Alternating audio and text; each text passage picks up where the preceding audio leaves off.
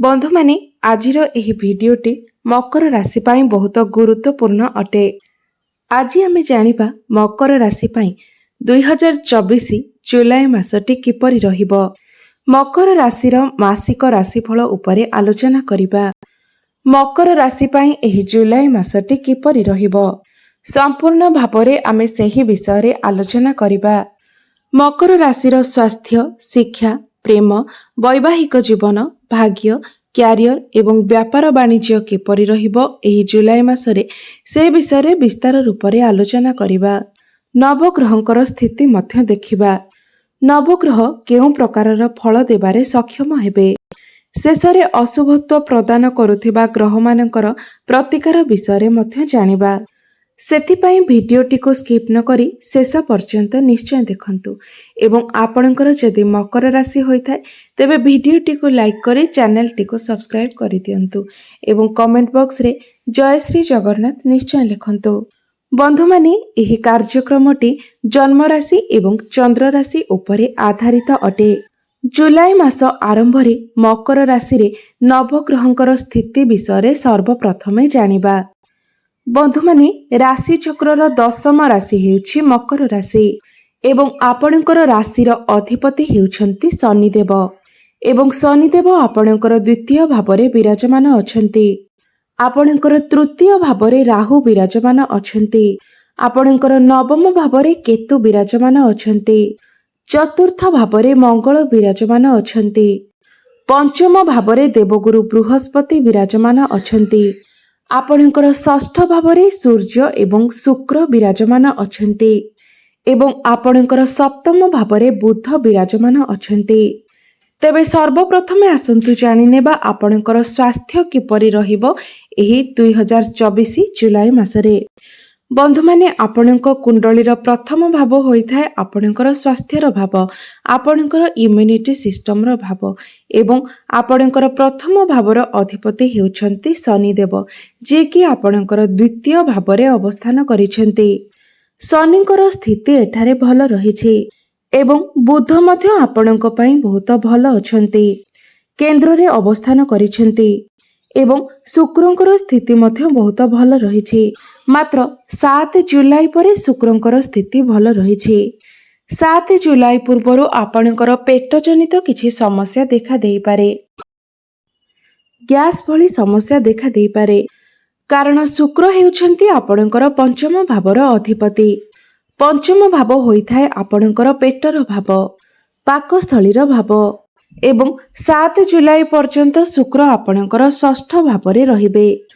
षष्ठ भाव को कुंडली रे भल बोली विचार करा जाय नथाय कारण षष्ठ भावटी होइथाय आपणकर रोग, ऋण एवं शत्रुर भाव जहा फल रे 7 जुलाई पर्यंत आपणकर पेट जनित समस्या देखा देई पारे एवं 7 जुलाई परे आपणकर स्वास्थ्य बहुत भल रहिबो।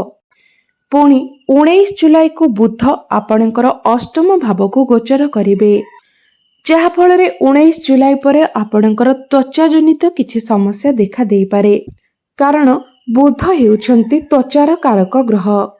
इन्फेक्शन भली समस्या किछि देखा देई पारे तो एथि प्रति आपण टिके ध्यान देबे। एबे आसंतु जानिबा आपणकर शिक्षा क्षेत्र किपरि रहिबो एही जुलाई 2024 रे।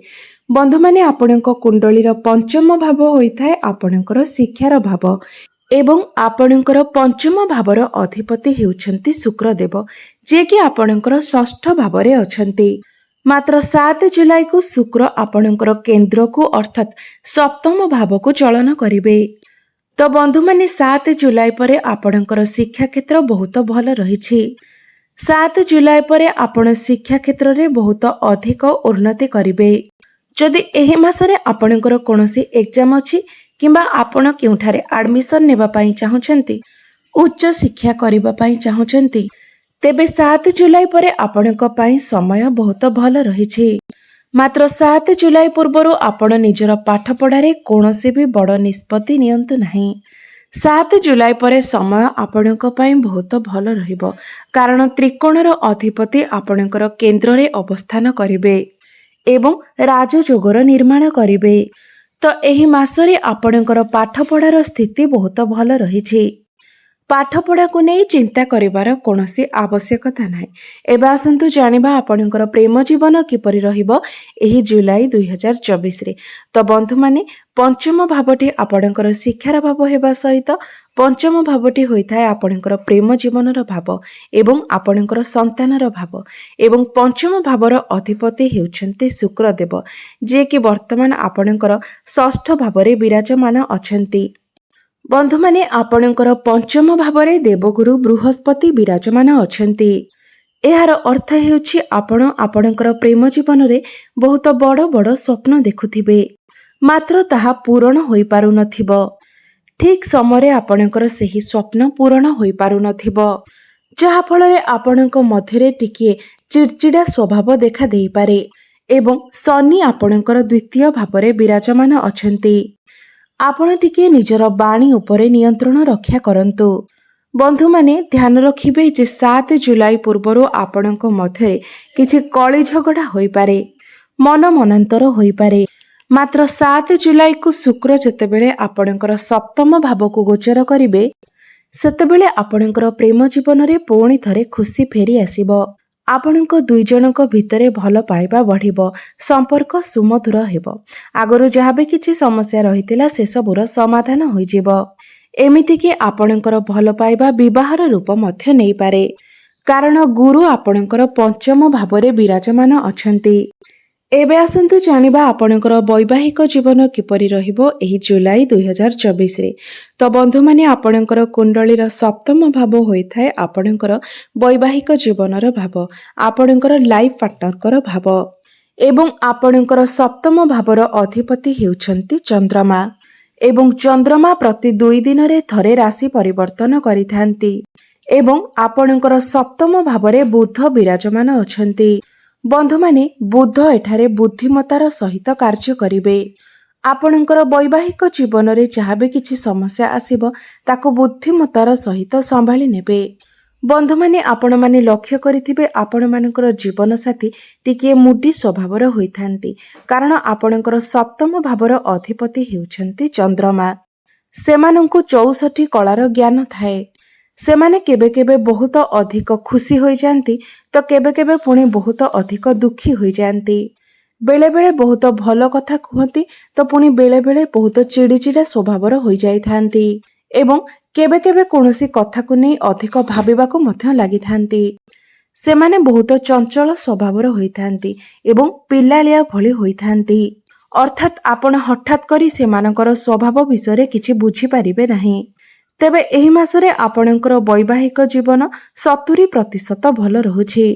ମାତ୍ର ମଙ୍ଗଳ ଆପଣଙ୍କର ସପ୍ତମ ଭାବକୁ ଦେଖୁଛନ୍ତି, ଯାହାଫଳରେ ବେଳେବେଳେ ଆପଣଙ୍କର ଜୀବନ ସାଥୀଙ୍କ ମଧ୍ୟରେ କ୍ରୋଧ ସ୍ୱଭାବ ଦେଖା ଦେଇପାରେ, ଜିଦ୍ଦିପଣ ଦେଖା ଦେଇପାରେ। ଏଥିପ୍ରତି ଆପଣ ଟିକିଏ ଧ୍ୟାନ ଦେବେ। ଏବେ ଜାଣିବା ସବୁଠାରୁ ଗୁରୁତ୍ୱପୂର୍ଣ୍ଣ ବିଷୟ ଆପଣଙ୍କର ଭାଗ୍ୟ, କ୍ୟାରିୟର ଏବଂ ବ୍ୟାପାର ବାଣିଜ୍ୟ କିପରି ରହିବ ଏହି ଜୁଲାଇ 2024ରେ। ତ ବନ୍ଧୁମାନେ, ଆପଣଙ୍କର କୁଣ୍ଡଳୀର ନବମ ଭାବ ହୋଇଥାଏ ଆପଣଙ୍କର ଭାଗ୍ୟର ଭାବ।